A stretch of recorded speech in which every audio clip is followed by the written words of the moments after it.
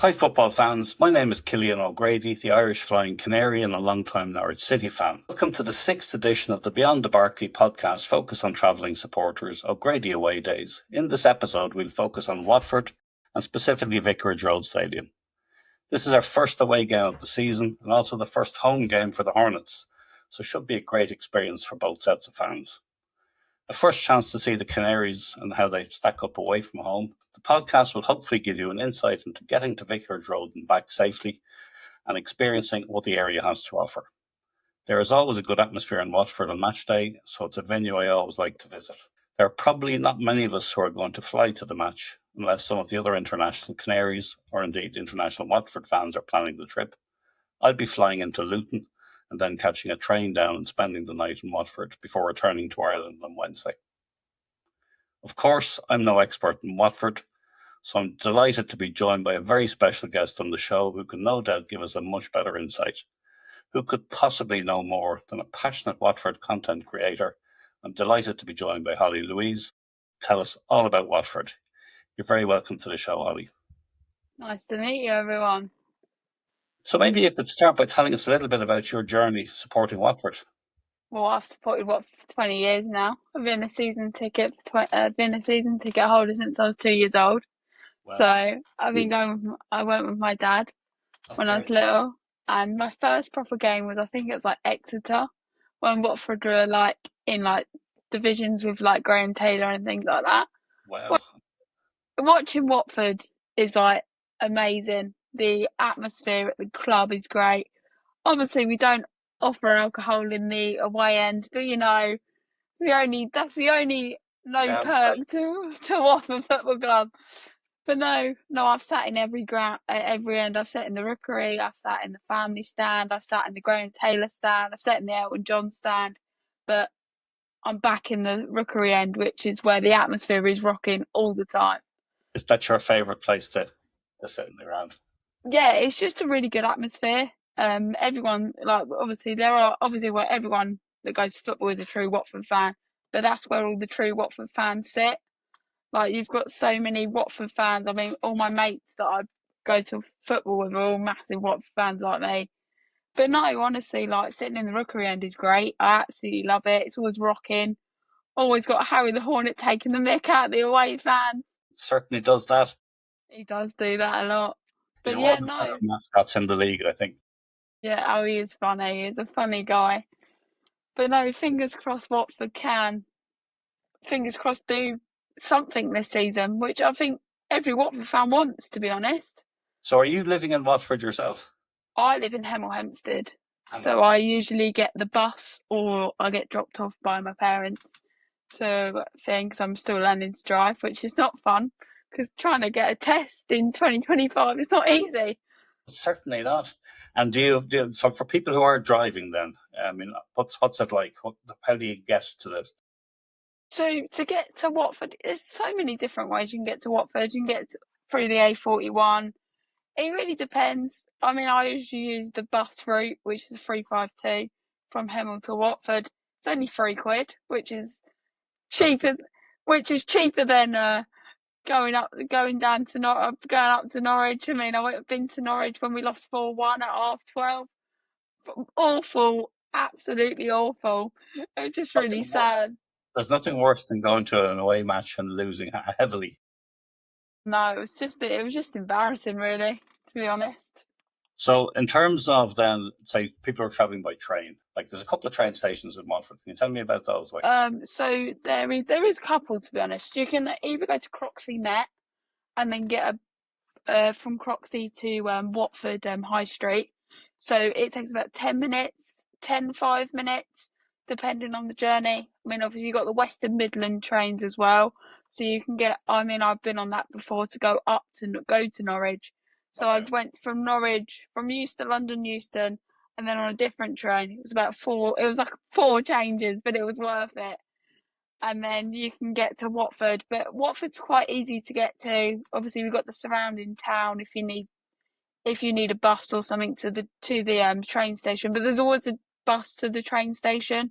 So like if you don't want to walk, there's always like a Watford Junction bus that's running every like 5 to 10 minutes. And does that go from close to the ground? Yeah, that goes close to the ground, which is nice. But it's also nice to walk through the town and things like that. Yeah. No, I've enjoyed walking through the town there. And in terms of, there's obviously no parking around the stadium. So where would you recommend for people to park? I would park in the town. Okay. It's only like £4 for the whole day, Okay. so Wow. it's quite cheap, to be honest.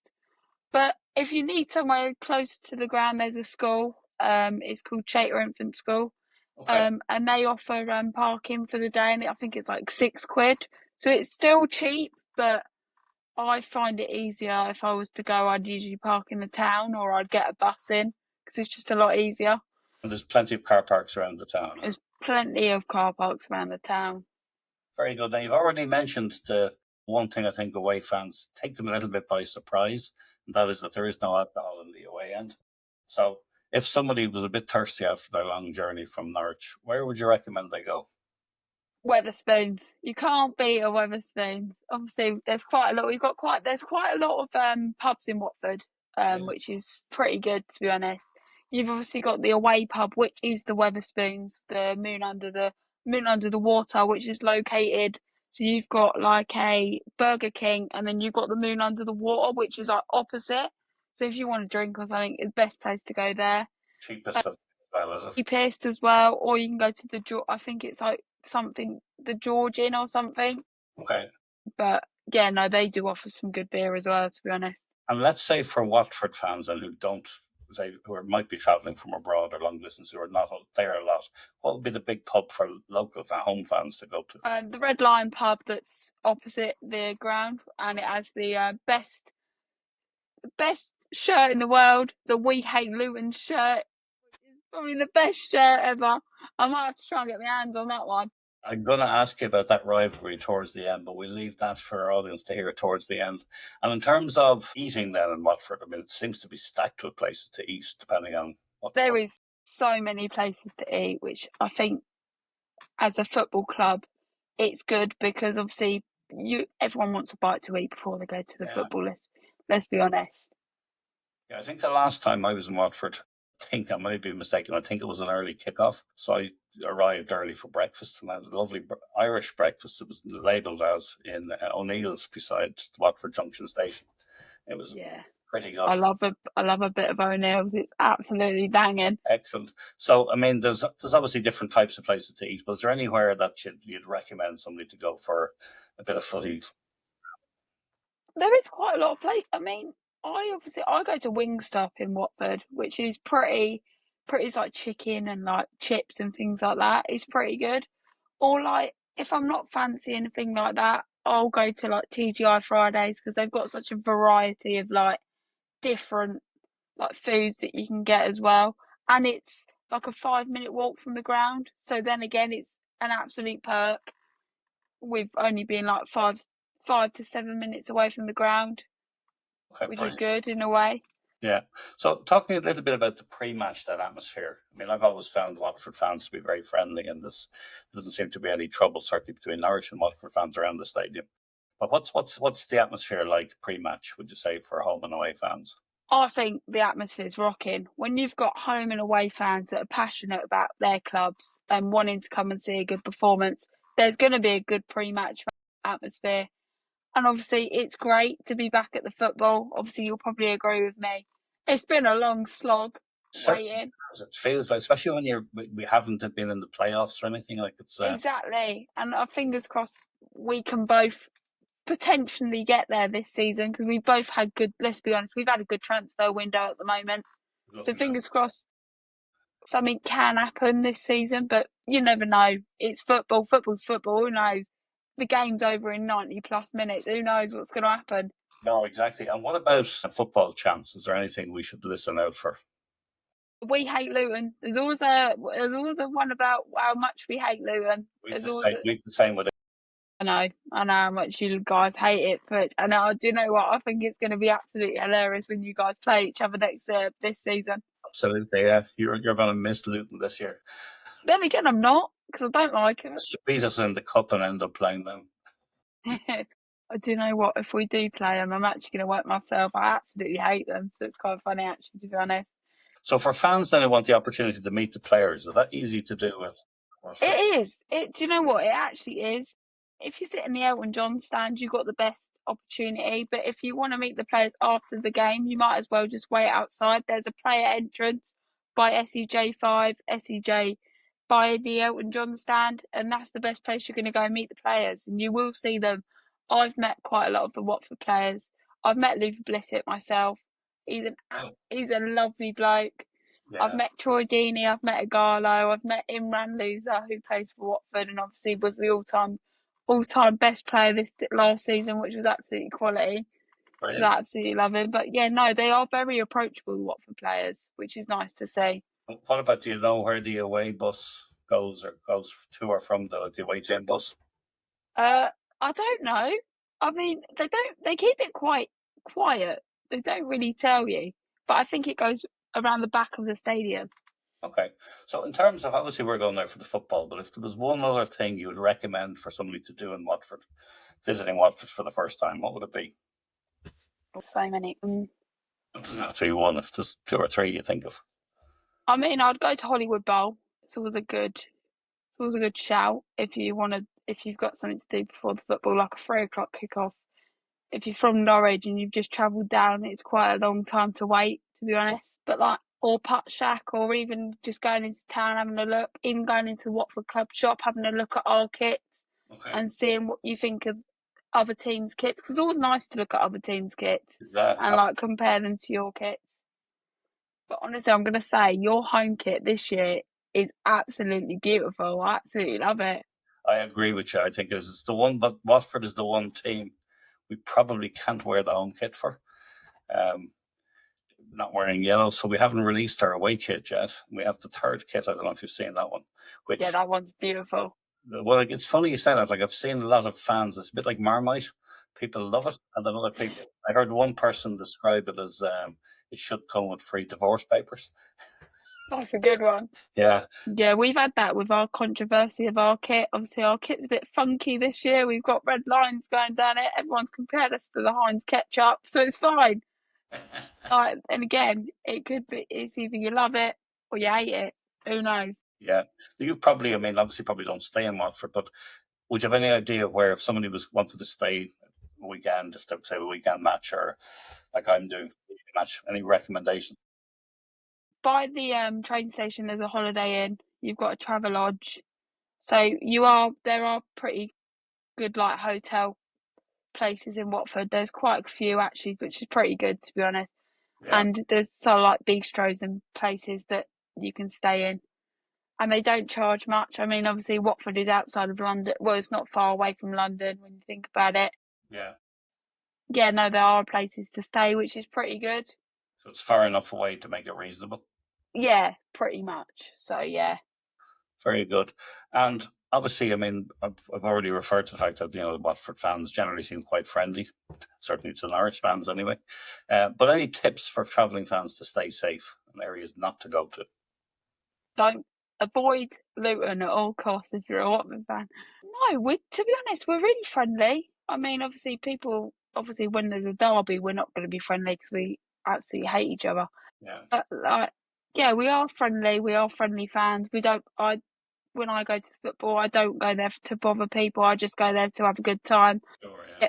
get 3 points, and then obviously move up the table. So, I mean, I've never encountered any obviously awfulness in Watford. Obviously, when we had the M1 derby last season, there was a bit of controversy with the fact that they were allowed to travel by train and we weren't, which, to be honest, no one actually understands why we weren't. But, each their own. Yeah. But who knows? Derby days are definitely something different. Yeah. But generally speaking, Watford's you'd say it's Yeah, I'd say it's a safe town. I mean, there is you are going to encounter bad people when you go to the football, but you just need to avoid them. Just keep walking. Yeah. That's what I do. I go to football with my brother, bless him, and he's only 17, and he even if there's something going on, we'll just walk straight to the football. We'll just be like, no, let's go to football, get something to eat quickly, get out of the way, keep out of trouble. Brilliant. You mentioned there we both had pretty good, or seems to have pretty good signings during the off season. But there was obviously one particular player there's a fair bit of speculation about Papa Diallo. We're happy that we have him. Well, we think we are. How do Watford fans feel about him? And if he does play in the cup game, so you think he'll get an okay reception? I think so. We've just signed Iran Kunda from Bayern Munich, and I mean, obviously they kind of play the same position when you look at them in a stat review, because obviously I have stats all around my bedroom about the Watford players. Like I love a good old stat. But I mean, obviously it is a shame, obviously, that we couldn't get the deal with Pep Diallo, but it's nice to see him obviously at a championship club, which is it'd be good if he does get the minutes. And I hope, Yeah, fingers crossed, he does get the minutes. Obviously you've got Millwall and we've got Charlton. Hopefully he does get the minutes against Millwall. Who knows? And fingers crossed he can get you a few goals, which would be nice. that would be lovely. Yeah, as long as he doesn't score in the cup, is that right? I hope not. We got Quadro Bar to rile a lot of people. Let's think about it. He riled the Portsmouth fans, didn't Yeah, absolutely. So, just two last things before we wrap up. One is just rivalries. You've touched a few times on Luton. So, tell me, why is there such a rivalry with Luton, and what's it like? he? Well, let's be. I think it's just. Let's be honest. The M1 is yellow. I mean, obviously, Luton fans are gonna go, "No, it ain't. It's orange. It's yellow." Um, but like to be honest, I've supported Watford my whole life. I've always been told to not like Luton because they're only like 10 minutes, 20 minutes down the road. I think it's just a bit of friendly football banter, but with Watford and Luton, they both really hate each other, which is great. The derby at our place was absolutely awful. You could see that they were in the relegation looms, which was honestly the most funniest day of my life when I found out they got relegated. But to be honest, there's always going to be a battle between Watford and Luton. The fact that they're in League One this year just sums them up, really, to be honest. They're not very good. So fingers crossed they can stay in League One or do the treble and go to League Two, which they probably will do because their players are crap. Let's be honest. So who knows? And is there any other team, even that you personally don't like, for whatever reason? Oh, do you know what? There isn't. That actually isn't. I All don't right, like Millwall. Actually, this okay, is but Millwall they don't fans. care. Millwall don't. Yeah, no, but going to Millwall as a Watford fan, they are not very nice people. You've got to be very careful when you're in London with them around because they're not very nice people.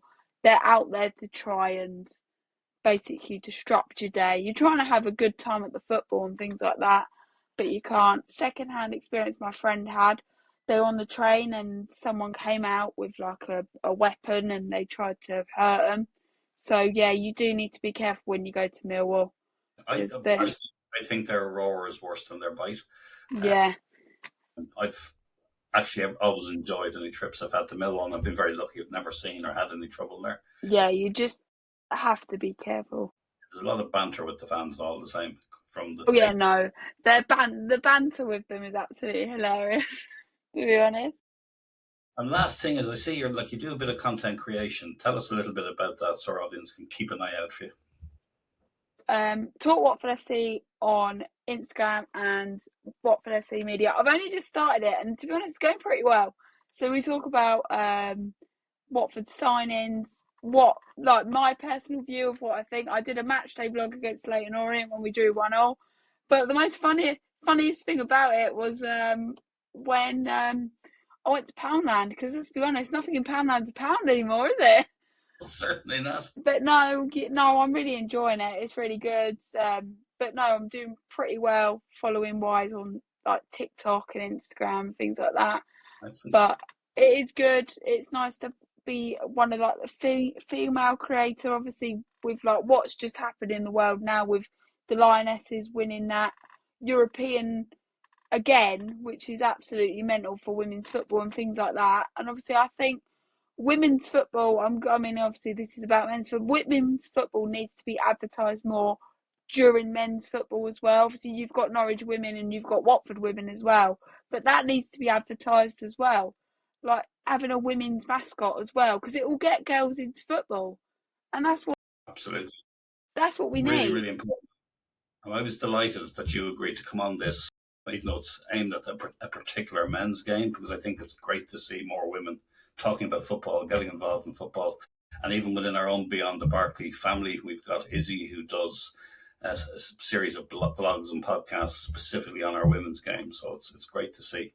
So I really wish you well with your continued content creation and hope you build loads of extra fans and support. Thank you so much. I really appreciate it. And hopefully I'll get to see you at one of our... Yeah, fingers crossed. I mean, we're playing you 3 times in 2025. Absolutely mental. And you're playing me on my birthday, the 6th of December. Oh, wow. At 12:30. So fingers crossed.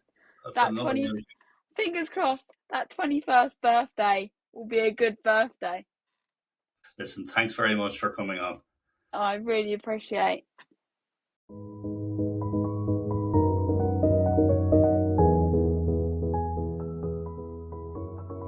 That's it for this episode of Beyond the Barkley.